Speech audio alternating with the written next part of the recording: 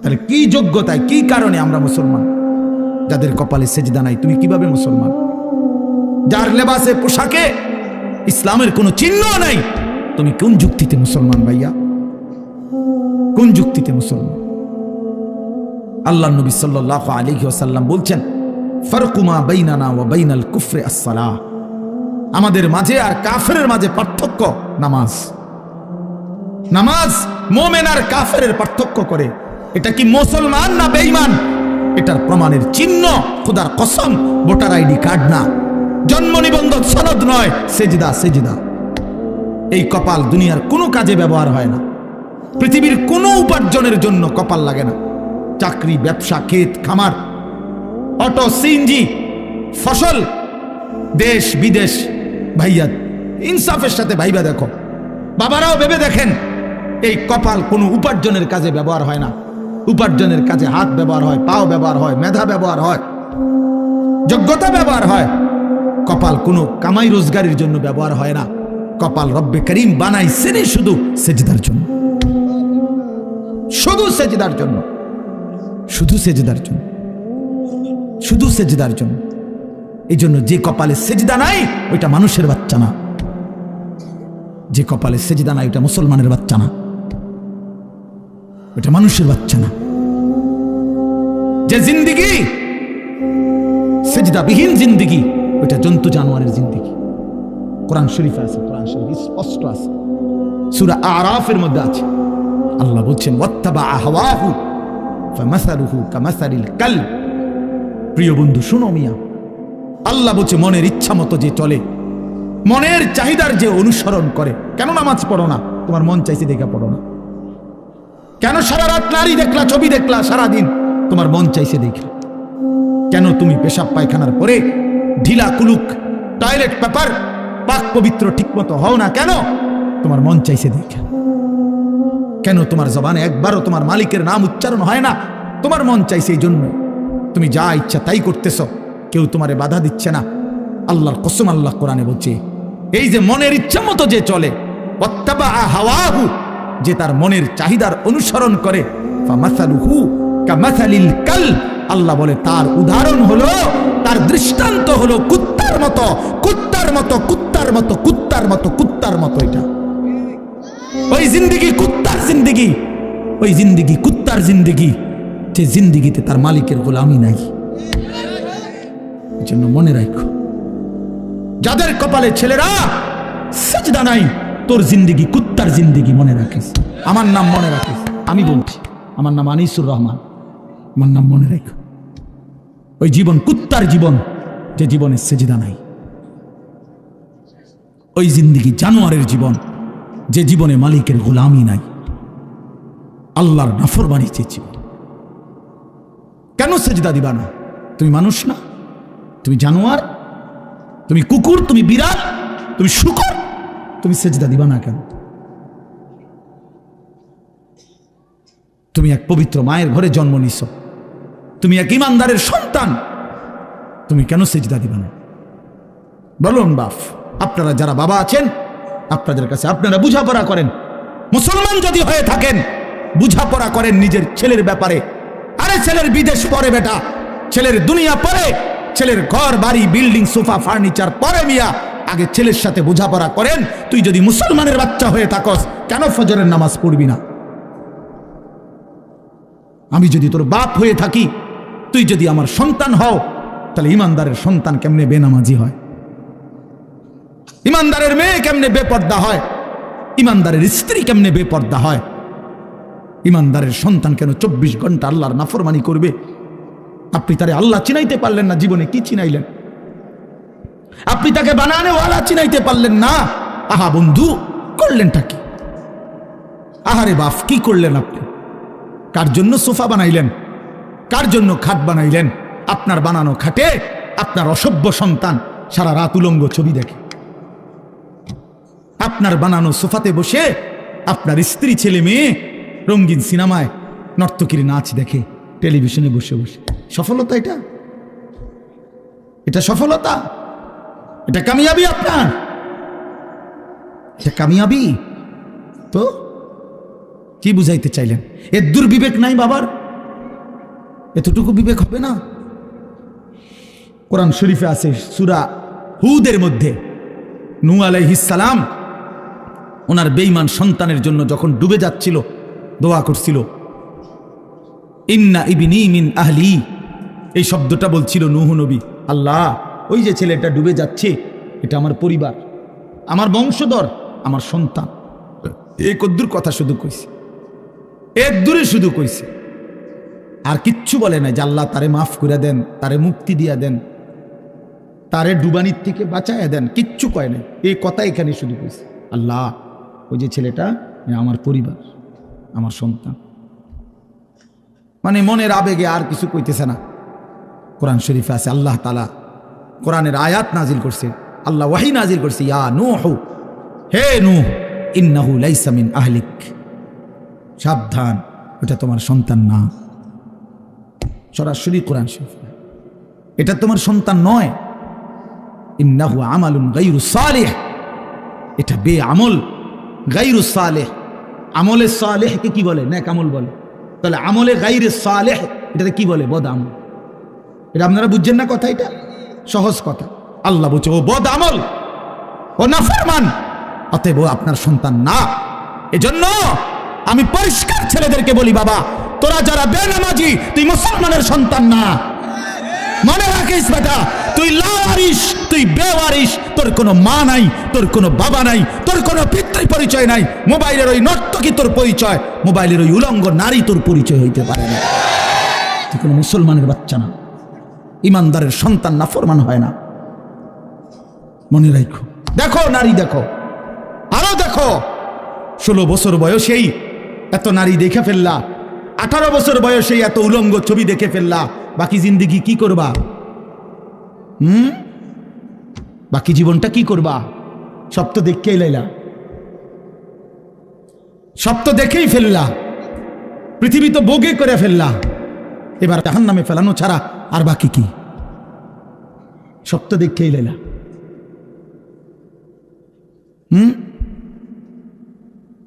হালাল স্ত্রীর ভালোবাসা তো আর মিলবে না, পবিত্র স্ত্রী তো আর মিলবে না।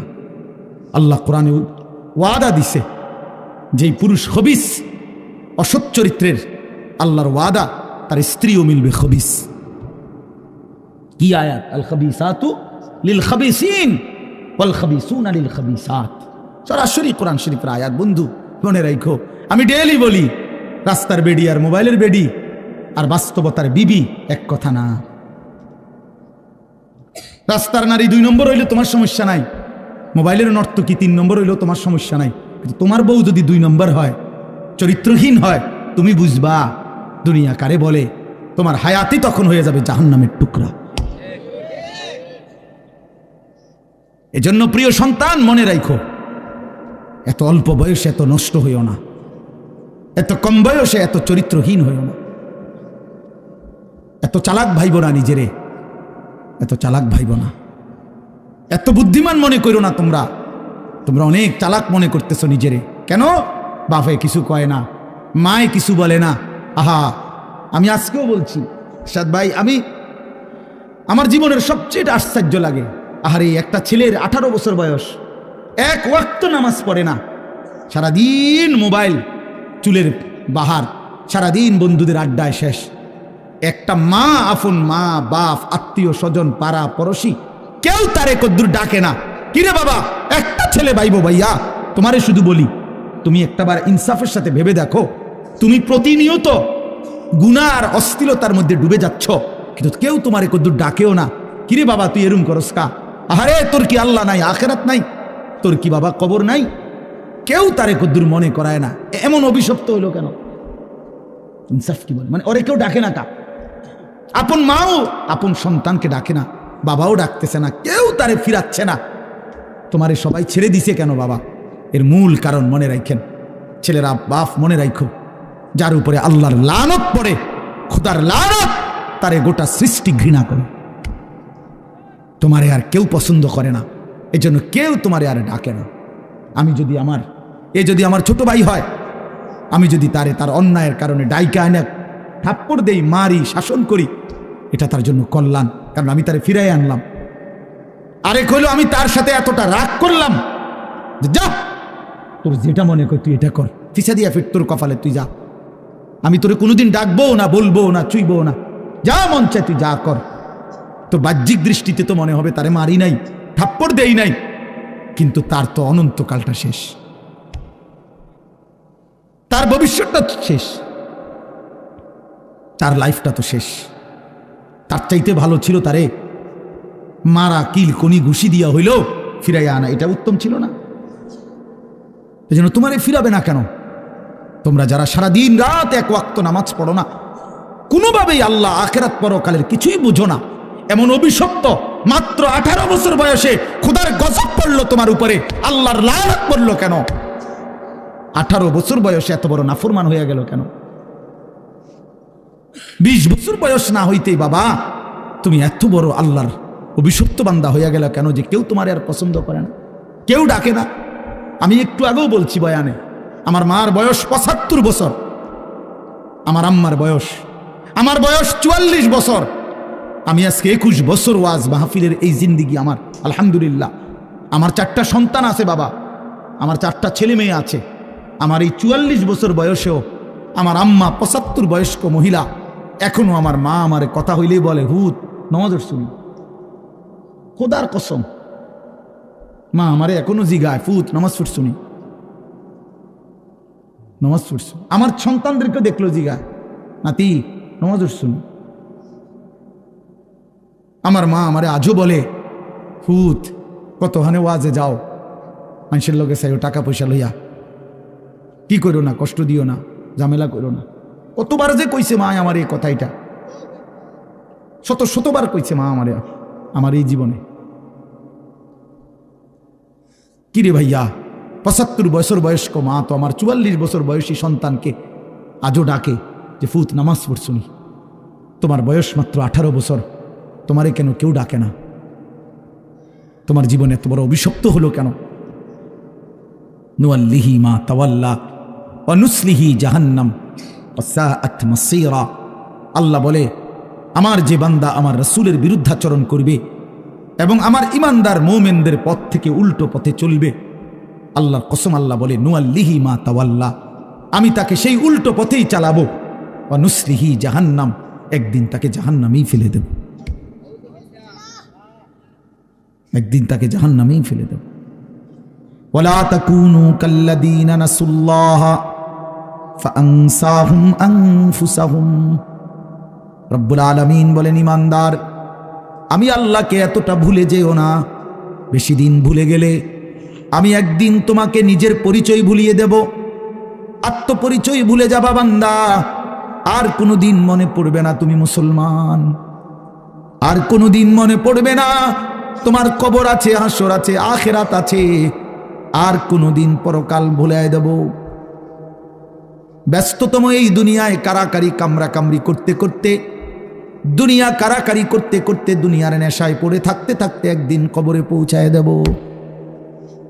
আখিরাত ভুলায় দেব। আল্লাহাকুমুত তাকাসুর হাত্তা যুরতুমুল মাকাবির। আল্লাহ বলে, বান্দা দুনিয়া বাড়ানোর নেশায় আখিরাত ভুলে গেলা, কিন্তু মনে রেখো এরই মাঝে একদিন কবরস্থানে পৌঁছে যাবা, ঠিকই একদিন কবরস্থানে চলে আসবা। কাল্লা সাউফা তা'লামুন, সেদিন কবরে আসলেই আমি আল্লাহ তোমাকে বুঝিয়ে দেব আমার প্রতিটা নাফরমানির শাস্তি। এই জন্য প্রিয় বন্ধু, আমার মূল বক্তব্য এবার ইনসাফের সাথে বুঝেন। সবাই আলহামদুলিল্লাহ মনোযোগী হয়েছেন, আমরা কম হই কিন্তু মনোযোগী হইছি। এই যে আন্তরিকতা নিয়ে এখন শুনতেছেন, এবার একবার এতক্ষণের ধমকা ধমকি, মূল মাকসাদ দোস্ত, খোদার কসম আমি কোনো কারোর সাথে ঝগড়া করে বসছি না। ঝগড়া করে বসছি ভাইয়া এমন তো না যে কারোর সাথে আমার কাজ্জা ঝগড়া হয়েছে। এই এতগুলো ধমকের মাকসাদ তো ফিরাইতে চাই, তোমার বিবেক জাগাইতে চাই, ইমানদারের বিবেক জাগাইতে চাই। এই জন্য এতগুলো শক্ত কথা বললাম। অর্থ হইল দিলটা জাগুক, ইনসাফ আসুক, বিবেক আসুক, জাগুক। তো যদি আমরা বুঝি আমরা মুসলমান, আমরা মুমিন, তাইলে বাপ আমাদের জিন্দিগি আখেরা, আমাদের জীবন দুনিয়া না। দুনিয়া আমাদেরকে অল্প সময়ের জন্য দেওয়া হয়েছে, মূলতই আমাদের যাবতীয় হাসি কান্না, আনন্দ বেদনা, আমাদের জিন্দেগির যাবতীয় প্রস্তুতি খোদার কসম আখিরাতের জন্য, আখিরাতের জন্য। আমাদের সত্যিকার অর্থে আমরা একটা মিনিট আমার শায়েখ আরিফ বিল্লাহ হাকিমুন নফস আল্লামা মুফতি মুশতাকুন নবী কাসিমি হুজুর আমার মাদ্রাসায় কয়দিন আগে বয়ান করছিলেন। 8ই ফেব্রুয়ারি আমি আমার মাদ্রাসায় কিশোর যুবক ছেলেদের জন্য আলাদা ইসলাহি মজলিসের আয়োজন করছিলাম বয়ানের। 16 বছর থেকে 30 বছর বয়সী, শুধু এই বয়সী ছেলেদের জন্য প্রায় 600 ছেলে উপস্থিত হয়েছিল। তখন হজরত বলছিলেন ওইখানে বয়ানে যে ভাইয়া আমাদের জিন্দেগি দুইটা, আমাদেরকে আমাদের আল্লাহ দুনিয়া ছাড়তে বলে নাই, আখিরাত ভুলতে বলে নাই, দুনিয়া বাদ দিতে বলে নাই। আল্লাহ ওয়ালা তানসা নাসিবাকা মিনাদ দুনিয়া, আল্লাহ বলছে বান্দা দুনিয়া ভুলে যেও না। আমি বাজার, ব্যবসা, হাট ঘাট, চাকরি, ক্ষেত খামার, স্ত্রী, সন্তান, ঘর পরিবার, ঘুম, আহার, নিদ্রা, আমি কোনোটাই বাদ দিতে বলি নাই বান্দা, ছাড়তে বলি নাই। আমি আল্লাহ তোমাদের জিন্দেগি বানাইছি দুইটা, একটা হলো দুনিয়া আর একটা হলো আখিরাত। দুনিয়া তুমি কর্ম করবা আর আখিরাতের জন্য আমল করবা। দুনিয়া কর্ম, আখিরাত তোমার ধর্ম। দুনিয়ার জন্য করবা কর্ম, আখিরাতের জন্য করবা ধর্ম। তো ধর্ম এবং কর্ম, কর্ম এবং ধর্ম মিলবে, তোমার গন্তব্য জান্নাতি হবে। তাইলে এখন হুজুর একটা আশ্চর্য সুন্দর কথা কইছে যে আল্লাহ বলছে বান্দা দুনিয়া তোমার কর্ম, আখিরাতের জন্য তোমার ধর্ম। কিন্তু আখিরাত লম্বা সময়, দুনিয়া স্বল্প সময়। নবীজি সাল্লাল্লাহু আলাইহি সাল্লাম বলছেন একটা সাগরের মধ্যে যদি কেউ নিজের আঙ্গুল সুবায়, ভিজায়, তো আঙ্গুলের অগ্রভাগে যেটুকু পানি এটুকুই হলো দুনিয়া, আর সাগরের বাকিটা পানি আখিরাত। তাইলে আখিরাত লম্বা না দুনিয়া লম্বা বলেন? কিন্তু মজার বিষয় হলো লম্বা হলো আখিরাত, স্বল্প হলো দুনিয়া। কিন্তু আল্লাহ তাআলা আমার হায়াত, আমার সময় স্বল্প দুনিয়ার জন্যই দিয়েছেন বেশি, আর অনন্তকালের আখিরাতের জন্য আমল চাইছেন অল্প অল্প। সকাল 6টা বাজে 4 রাকাত ফজরের নামাজ, তাহলে 10 মিনিটের বিষয়। আবার দুপুর 1:30টা বাজে 10 রাকাত জোহরের নামাজ, 20 মিনিটের সময়। তাইলে ধরে নিলাম সকাল 6টার পরে 7টা, 8টা, 9টা, 10টা, 11টা, 12টা, 1টা, প্রায় 7.5 ঘন্টা পরে আবার 20 মিনিট। তাহলে সকালের 10 মিনিট আর দুপুরের 20 মিনিট, এই হলো 30 মিনিট মনে করেন আখিরাতের জন্য, আর 7.5 ঘন্টা আমার দুনিয়ার কর্মের জন্য। তাহলে স্বল্প সময়ের দুনিয়ার জন্য আমারে সুযোগ দিলেন বেশি, অনন্তকালের আখিরাতের জন্য আমলের জন্য চাইলেন আমার কাছে অল্প সময়। এটাও আল্লাহর জন্য আমরা দেব না? এটা ইনসাফ হইল? এটা বিবেকের দাবি হইল ভাইয়া? অতএব আমি অনুরোধ করছি মেহেরবানি করে আমরা ভাবতে শিখি। আরে এই বাচ্চা লাগাই দিলেন কেন আপনারা, আবার নামাই দিলেন কেন? তাইলে শেষ, আমার কথা শেষ, আর অল্প একটু কথা। তাইলে আমি বলতে চাচ্ছি আমরা যদি বুদ্ধিমান হইতাম তাইলে দুনিয়া আমাদের সুন্দরী চলে, আখিরাত সাথে নিলে দুনিয়া লস হয় না। আখিরাত সাথে নিলে 5 ওয়াক্ত নামাজ যদি কেউ মজবুত সিদ্ধান্ত নেয়, এটা কঠিন কিছু না। হালাল উপার্জনের কেউ সিদ্ধান্ত নিলে এটা কঠিন কিছু না। চরিত্র হেফাজতের সিদ্ধান্ত নিলে খোদার কসম এটা কিছুই না। আল্লাহ তাআলা হাদিসে কুদসিতে আছে, ওয়াদা দিছে, কেউ যদি আমি আল্লাহর ভয়ে চোখ হেফাজত করে, আমি তার দিলের মধ্যে ইমানের এমন স্বাদ দেব যে নগদ ইমানের মজা সে পাইতে থাকবে। খোদার কসম এটা হাদিস। মান তারাকাহা মাখাফাতি আবদালতুহু ঈমানান ইয়াজিদু হালাওয়াতাহু ফি কলবি। তাহলে গুনাহ ছেড়ে দিলে, আল্লাহকে মেনে নিলে, আল্লাহর ইবাদত করিলে খুব কঠিন কিছু না, খুব কঠিন কিছু না। এই জন্য প্রিয় ভাই আমার, বাপ আমার, এই শেষ বেলায় আমি এই অনুরোধটাই করতে চাই, আমরা যদি বুঝি আখিরাত আমাদের জিন্দেগি, পরকালের জন্যই আমাদের প্রস্তুতি, তাইলে আমাদের প্রস্তুতির আখিরাত সাজাইবার সবচেয়ে সুন্দর সিজন, শ্রেষ্ঠতম মাস মাহে রমজান। মাহে রমজান আমাদের সামনে একদম মুখোমুখি, শাহরু রমাদান, রমজান মাস। এই রমজান মাসটাকে কদর করার কথা আমি বলতে চাই, এটাই আমার শেষ আহ্বান। কেউ যদি বুঝি আমরা আমার আখিরাতি মূল, আমার দুনিয়া সামান্য, তাহলে আমাদের উচিত মাহে রমজানের প্রস্তুতি নেওয়া, মাহে রমজানের প্রস্তুতি নেওয়া।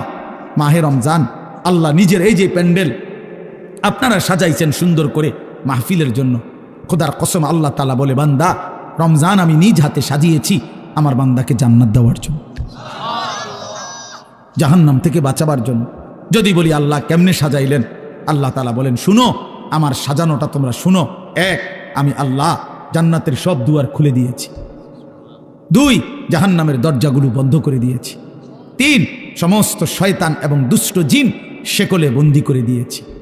এবার আসো রমজানের ভিতরে আমি আল্লাহ তাআলা রমজানের প্রথম দশক রহমত দ্বারা সাজিয়েছি, মাঝের দশক মাগফিরাত দ্বারা সাজিয়েছি, শেষ দশক নাজাত দ্বারা সাজিয়েছি।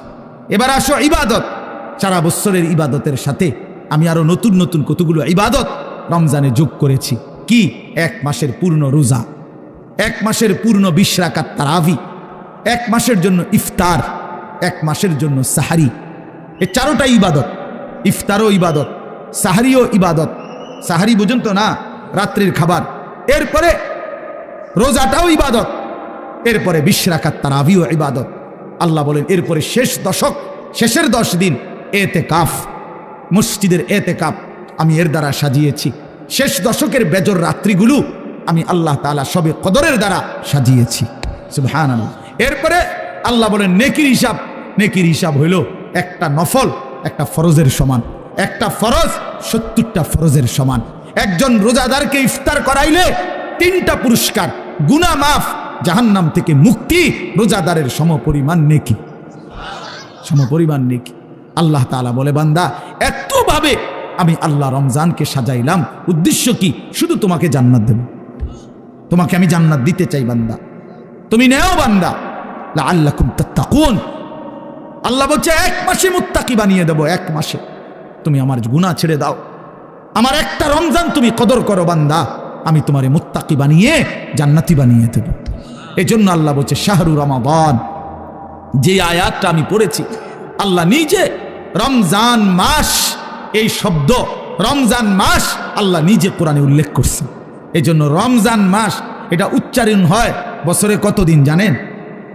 প্রতিদিন, প্রতিদিন, প্রতিদিন। কেমনে? কারণ 24 ঘন্টা পৃথিবীতে কোথাও না কোথাও আল্লাহর কোরআন তেলাওয়াত হয়। আর শাহরু রমাদান এই শব্দ অতএব জমিনে 24 ঘন্টায় কোথাও না কোথাও কারো না কারো জবানে উচ্চারিত হয়। সারা বছর রমজানের কথা আলোচিত হয়। নাহলে এই শব্দ শাহরু রমাদান যে কোরআন শরীফের শব্দ না, তাহলে এটা কেউ না কেউ তো পড়তেছে, কোথাও না কোথাও কেউ সবক দিতে আছে, কেউ শুনানি চলতে আছে। মানে 24 ঘন্টা আল্লাহর জমিনে সারা বছর এক আওয়াজ উচ্চারিত হয়, রমজান মাস, রমজান মাস, রমজান মাস, শাহরু রমাদান। আল্লাহ এবার বলে বান্দা শুনো, এই মাসের পরিচয় আমি বললাম, আমার পরিচয় আমি দেই আমার মাসের। আল্লাযী উনজিলা ফীহিল কোরআন, এটা সেই মাস যে মাসে কোরআন নাজিল করা হয়েছে। কোরআন নাজিল করাতে এই মাস দামি।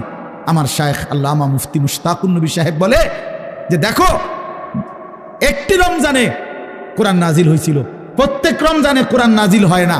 কোরআন তো একটি রমজানে, নবীজির বয়স যখন 40, ওই সময়ে একটা রমজান কোরআন নাজিল হয়েছিল। কিন্তু ওই 1 মাসে একবার কোরআন নাজিল হওয়ার কারণে কোরআনের বরকতে ওই মাস যতবারই পৃথিবীতে আসে ততবারই দামি হয়ে যায়।